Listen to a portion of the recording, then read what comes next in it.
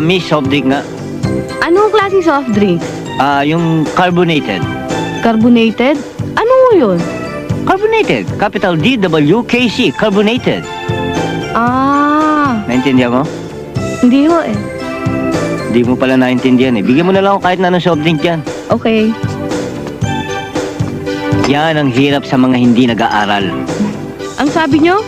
Wala. Sabi ko kung malamig. Malamig ho.